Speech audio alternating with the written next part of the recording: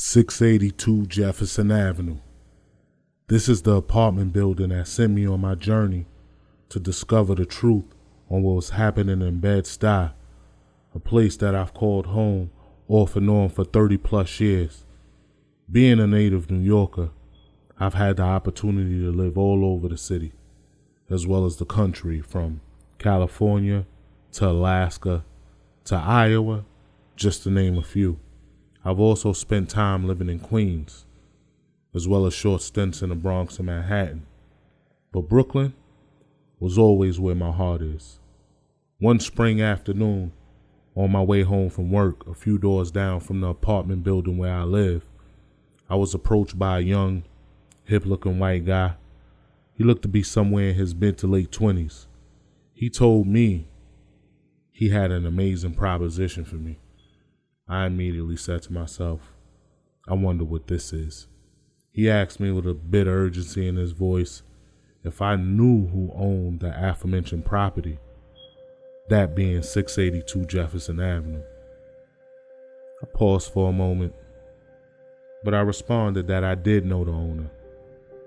And without the slightest bit of hesitation, he dug into his pocket and he passed me a business card and proclaimed to me that if I was able to get him in contact with the owner and he was able to purchase this property, he would give me $5,000 cash. That's right, $5,000 in cash for delivering the owner of the building, with the hope that he would be able to purchase it. While the thought of this money was tempting, who could turn down some free cash for establishing a contact, passing off a business card, and just hoping the transaction takes place? But that didn't happen. My focus and attention immediately gravitated towards all the things that I saw happen around me since I moved back into the neighborhood after being away for 8 years. Everything is for sale.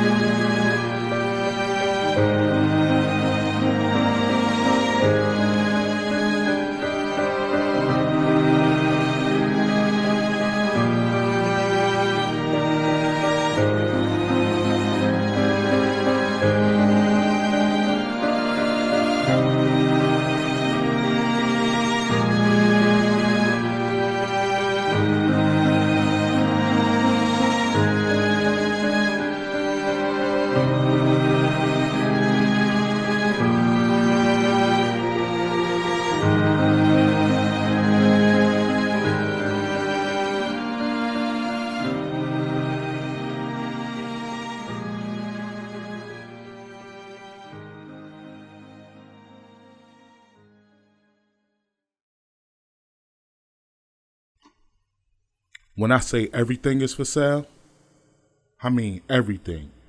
Businesses that have been staples in the neighborhood since I was last a resident simply no longer existed, either priced out by the boom in commercial and residential real estate in this part of Brooklyn, or their services were no longer needed in the community. Those dimly lit corner stores ran by the Spanish and Arabs with their overpriced expired products, you know, the one that sold Lucy's, Backwoods, and Fronto Leaf, with that revolving window with the line for the late night customers, the one with the cats roaming the aisles, were quickly converted into organic or gourmet delis, renovated and made visually appealing for the new residents, broken down in abandoned tenement buildings, infested with rodents and roaches for years, are brought and quickly renovated. These decadent pads are now being labeled as loft apartments, chic with their brick walls and hardwood floors, and a price tag of upwards of $2,100 per month. Thinking about renting a studio? Try $1,500 per month. And if you have a larger family but can't afford to buy your home, you'll be looking at a starting rent price of around $3,000. But the key acquisition in Bed-Stuy, much like many other historic neighborhoods throughout New York City, is the brownstones. To quote Alison Greger on her July 9th, 2014 New York Times piece, to sum up Bedford Stuyvesant as yet another stunning Brooklyn brownstone neighborhood fallen victim to gentrification would be to deny the vitality and tenaciousness of a community with deep cultural and history roots in the area. Over the past 20 years, with the affordability of the neighborhood, as well as the housing stock of Victorian-built brownstone row houses nestled on quiet street-lined blocks, those have become the ultimate prize. The neighborhood ultimately became attractive again after the decrease in crime, most of which can be attributed directly to the crack epidemic which plagued the streets of Bed-Stuy in the 80s and 90s. Couple that with the events of September 11, which forced many middle and high-income tenants to move from the vulnerable, expensive confines of Manhattan, as well as the convenience of the commute, being near most major train lines, as well as the skyrocketing rent and real estate prices all over the city, one has to wonder, seriously, if blacks and Hispanics in a neighborhood like Bed-Stuy have the ability to survive and thrive. Take this journey with me as I subjectively analyze the effects of gentrification on Bed-Stuy, as well as many other historic neighborhoods that are experiencing the same fate. I will speak to longtime residents and get their take on what's occurring in the Stuy. I present to you, Bed-Stuy is not broken. Everything is for sale. Part 1.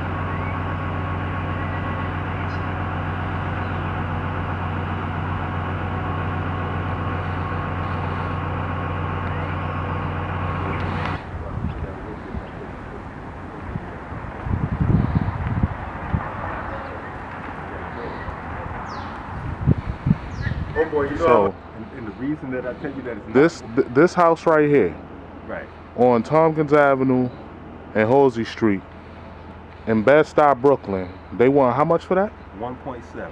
1.7. Wood frame, not brownstone. Wood frame. Wood frame, not even a Not brownstone. even a brownstone. So you think if that was a brownstone, they could get that for it? Yes, they could. So in 2015 in Bed-Stuy, we know there's a lot of brownstones, and we know that, you know, a lot of black people are moving out of the community. Right. Would you say that? So that wood frame house, the prior owner was a black person. Yes. And what did they do? They sold the house? They sold it. They sold it. It's crazy. It's To a crazy. Jewish person, which is Jewish people are the ones that's buying everything up. They buying everything How? up. I don't know, but How? they're the ones that's buying They everything up. buying everything up and reselling it. That's right. So you're a resident of this community? You live over here? I grew up in this community. Me too. I grew up right there on Decatur and Tompkins. That's right. I grew You know what I mean? Played ball right there in 8 ball. You know what I mean? Got my hair cut from Mr. Bay around there. That's right. You know what I mean? Pathmark, There you go. everything. So what are your thoughts on what's happening right now in the neighborhood? Hey, Lika, I'm gonna call you back. Lika, I'm gonna call you back. Being a long-time resident, how long have you been around here? 45 years. 45 years. So what are your thoughts on what's happening right now in Bed-Stuy? My thoughts is that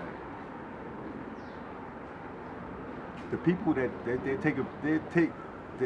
what's happening is that the people who can't afford their properties are being taken advantage of. Being taken advantage of. Okay. That's what's going on. So you feel like there's sort of a conspiracy or this plan that's happening where the people that can't afford to maintain their properties or keep it for whatever reason, you feel like they're being taken advantage of. Right. Maybe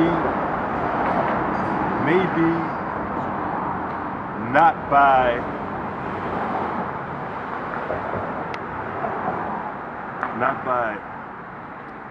they're not looking to be taken advantage of, but they're offering prices for the houses because they are selling.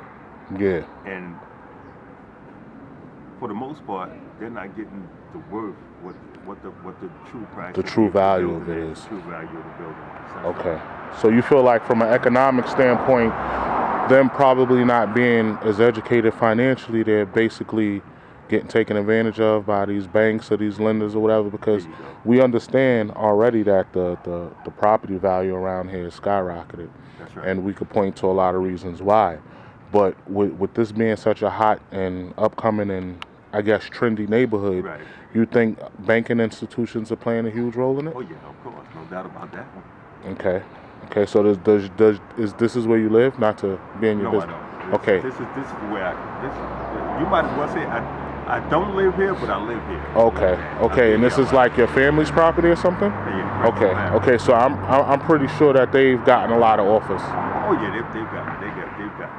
Matter of fact, a guy that came past today, I don't know what I did with it. It was a Jewish guy that came past.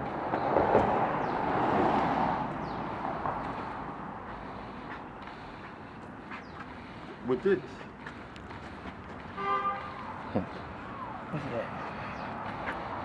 To give you a perfect example, what's going on in the neighborhood. This is what he came back. Do you think that he really is going to give you the real value of your home? Yeah. So you guys basically get harassed like this all of the time. Basically, yeah. I mean, with people just trying to, they're like vultures almost.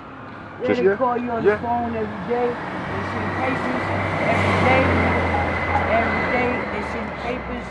You want to sell my stuff. You want to sell your stuff. The people with the insurance, they don't want to give you insurance. Now the insurance people want to come in your house. Yeah. Now, all these years, we had an insurance company for 40-something years. Now you want to come in my house and take pictures. We send pictures, and they going to say they ain't got the pictures? Yeah. Come on, where we going with that? So you feel like there's a complete conspiracy with these people that are trying to purchase the property, yes, with the insurance companies, the banks, everything. The insurance company, because we had this property for over 40 years. Now all of a sudden you want to drop our insurance? Yeah. And you want to come in here? You ain't never come in here. Till the people of color start coming in here. Yeah. Then every time you look around, they're on the telephone. They're on your door. If I want to sell my house, I'd have gave it to them. Exactly. I'm not dealing with them. We didn't have no problem till the other people came in across the water. Yeah. Then all of a sudden, I send papers to y'all, pictures to y'all. They said they didn't get it certified. Somebody signed for it. So where we going with this? We had this house for 40-something years. Now all of a sudden you want to come in to take pictures. Hell no, you're not coming in my house. Come in my house, turn my house out. I've been trying to sell my house. Take my house from me. That's what they're doing. Insurance companies is going in people's houses, saying their house is condemned, and they taking their houses. No, you can't come in my house. And they're trying to take the houses and they're reselling them. That's what they're doing. Any way they can, by any means necessary with them right now. They're trying to take it, yes.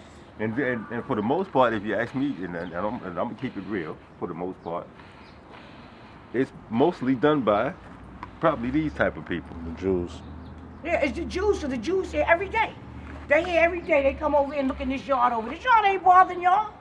Yeah. This yard, we had this yard for over 40 years. Now all of a sudden you want the yard. You want the house. Where the hell am I supposed to live? Like the white man told me, he said, you could go to Florida. What the hell I'm doing in Florida? And the hurricane's taking you across the street. Yeah, you gonna tell me I sell my house, not go to Florida. The hell, I'm going to Florida. Florida, people dying. I'm going away to Florida to die. And I'm looking at my house across the street. Yeah. Lady was in a bathtub. Our house was across the street. No. So they're basically like predators right now. Yeah, that's what they is. They come, they look at your house, Then the next minute you know, we had no problem. We dealt with this insurance company for over 40 years. Now all of a sudden it's a problem. Now all of a sudden you want to come in my house? You ain't been coming in my house. We've been paying our bills. You want to take pictures? Hell no, you ain't coming in my house. No, no.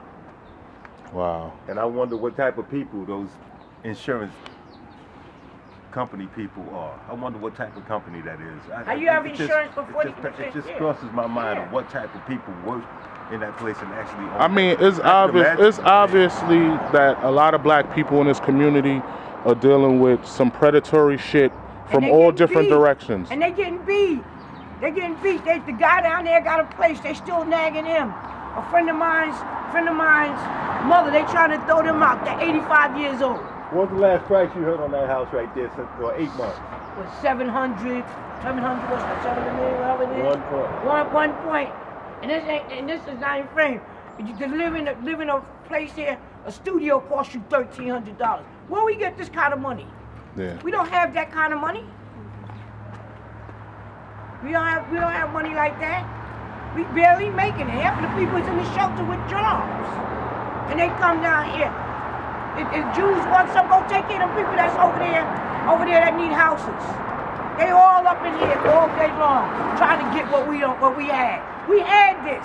They didn't have bike lanes down here till the people of colors came down here. They didn't have open streets where you close the street off. We didn't have that. And then not only that, they could ride on the sidewalk. They don't get no ticket. We ride on the sidewalk, we get a ticket. We walk down the block, police jump on us. They gave everybody on this side of the street see this here? Yeah. See this? They gave this. This comes from the tree. Yeah. See this here? This comes from the tree. They fined us for this. For leaves falling out of the damn tree. For this. For this. Oh, from the tree growing. Yeah, from the tree growing, yes. Yeah. And it's gonna happen because what's happening is the root under the tree is expanding, so it's gonna affect the sidewalk. So they basically find you. How much did they find you? I don't know what they find. They find everybody on this side here. The lady said they find her. Everybody they finding for this. And then they talking about when they supposed to do this next year, do the whole sidewalk, and you gotta pay for it. The city gonna do the whole sidewalk, you gotta pay for it. Yo, we just had this done. Yes. Yeah, they got something for it. This ain't no black, this ain't no what's, this is white America. White folks to do what they want to do. And I don't feel it's fair. They get away with everything. We can't get away with nothing. You walk down the block, police jumping on top of you. Searching your pocket. You're a grown-ass person and they in your pocket. Come on, where we going with this? Yeah, so I mean, what do you really think is gonna happen with this neighborhood? Because I grew up on Decatur and Tompkins. And I moved away from the neighborhood for 8 years, and I came back, and this shit is scary. It's scary to me. I mean, what do you think is gonna happen in the next 5 years or so? You know what? I believe in the next 5 years they're gonna try to get all of us out here, and they'll be back here. Yeah. And we'll be sitting up here. We'll be sitting in the shelters. That's where we're gonna be, in the shelters, where we can't afford to have nothing because they taking everything that we have. Yeah. And then they was in Bushwick. Jews, and I'm calling what they is. They was in Bushwick, sold the people a house with counterfeit money. Then they went to this other lady house on Willoughby Avenue and changed her locks on her door. She never signed papers. So they down there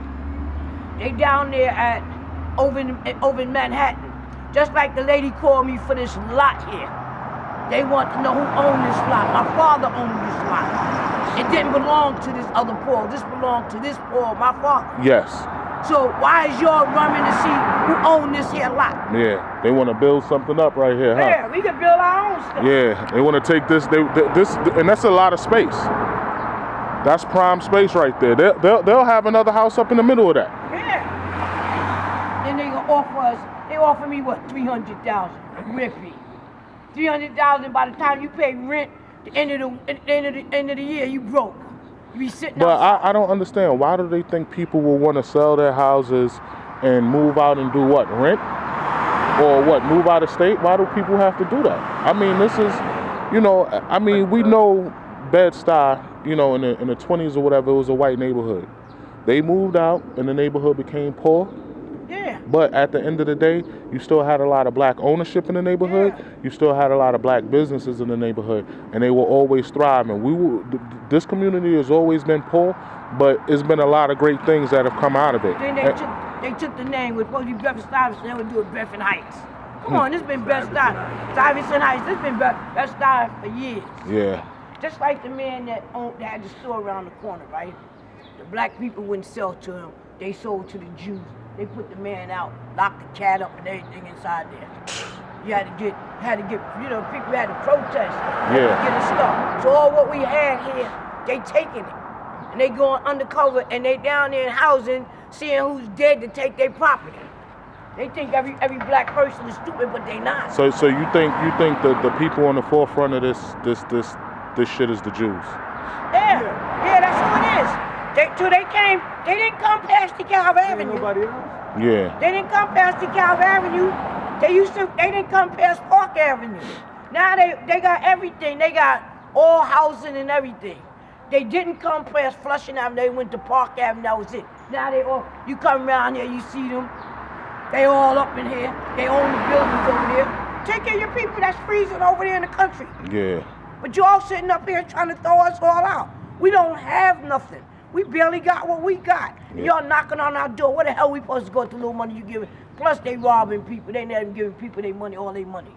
It's crazy. And you sit up here. And then here, they won't give you a loan to get a business, but you got everything on Tockins Avenue belong to white folks. Black folks don't own nothing up here. So tell me why is that you go to Restoration, put in for a business loan, you don't even hear from nobody. Then I blame the Congress people that's in this neighborhood that's supposed to have did something ahead of time before all these people came in here. Then blacks don't want to sell to blacks because the white man giving the extra $10. Come on. The other blacks got to suffer for them being greedy. Then they left. A lot of them left and went down south and found out that ain't where they want to live. They took $300,000. Now they got to try to pay all that money for rent to live somewhere because they sold their house. They different. They taking your house. How you doing? They taking your house. They be doing it over. And What up, Val? What's good? And they Chilling. I'm out here working. I better call them.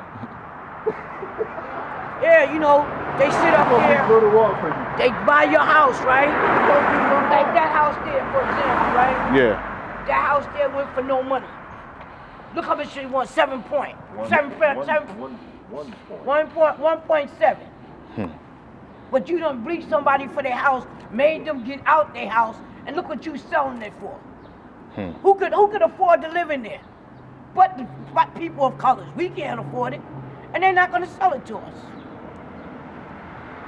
And that's the bottom line. You know what? I thank you guys for your time. Thank you, Miss Thank Linda. you. I really And appreciate we got it. a grand opening right over here. Okay.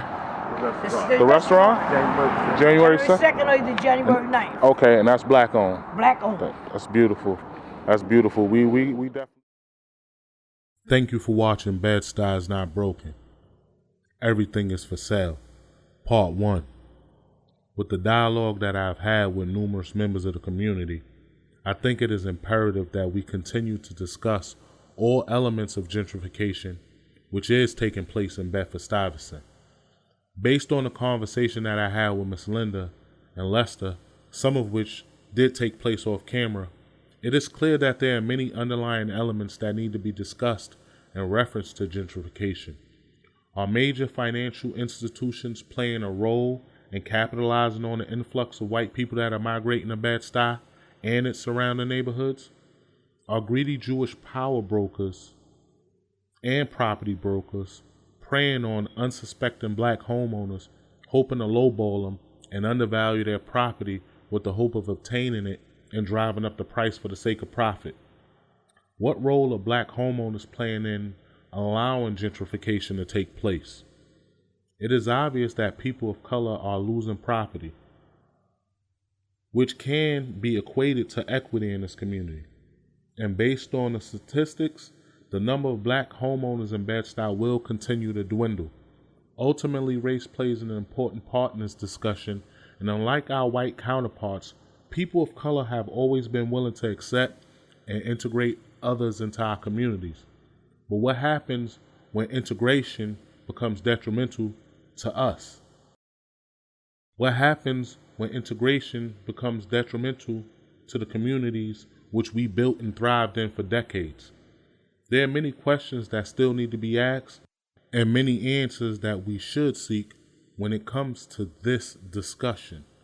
Please stay tuned as I will seek to explore every aspect of the subject with this documentary series. This is The Survival Guide. Once again, thanks for watching.